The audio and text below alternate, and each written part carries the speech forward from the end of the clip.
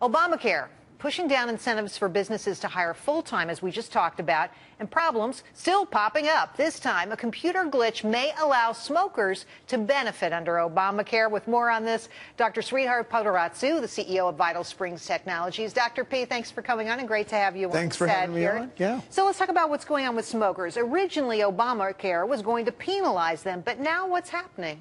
So there's a glitch where people that are 65, in terms of employers being able to enforce a greater penalty, the system is not allowing them to charge more than a younger employee because they have the flexibility under Obamacare to actually change those incentives or disincentives to encourage healthier behavior. And they just discovered that the system isn't allowing them to do that. So all of a sudden, employers and insurance companies, that were banking on being able to charge people for unhealthy behavior. They can't do that anymore. No. So if I understand this correctly, now you tell me if I'm correct here, Obamacare said two things at the same time. One, you can't charge older workers more, and two, you can charge smokers more. Well, it turns out the smokers tend to be older workers, That's right? That's right. And that's really the catch-22 here, is that because they tend to be older workers, you're going to now probably find in the interim,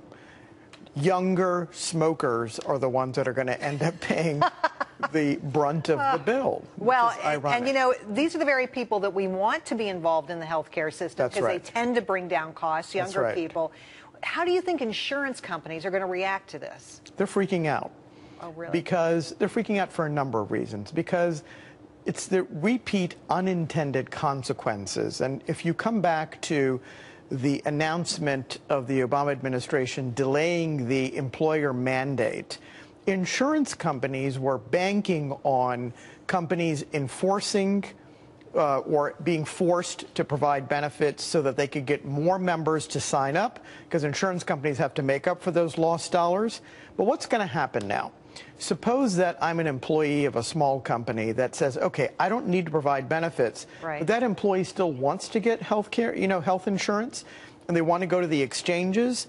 Well, the exchanges need to know that the employer is not providing coverage, and there needs to be some... But they're not going to know that because that's exactly we're not going to have that reporting. And what's more, now we find out that that person who's applying for that coverage, there's no check and balance on them either. They can say anything they want. Friday night, that's exactly right. So Friday night, they slipped it in over the holiday weekend and said, you know what? We're going to allow that on the honor code for it to be self-reported. Oh, I so believe in that honor code, my friend. I've seen this happen before. I saw it happen with liars' loans and the mortgage meltdown. People lied about their income to get mortgages for houses they couldn't afford. Exactly. And now we're going to be lying to get coverage that in the end we can't afford either. And we're banking on dollars from the penalties that are going to be hardly enforced on self-reported data right now from people that are going to simply game the system probably to try and get health insurance. But this isn't what we signed up for. No. This is not the law that Congress had passed. This is not what the American voters signed up for. And I think it's unacceptable that we have a law that can now be manipulated and you can choose bits and pieces that, can now be enforced.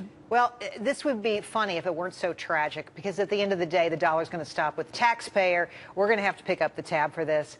Dr. P, thanks for coming on. And thanks for being on set. Good to see you. Good to see you, too. Thank you.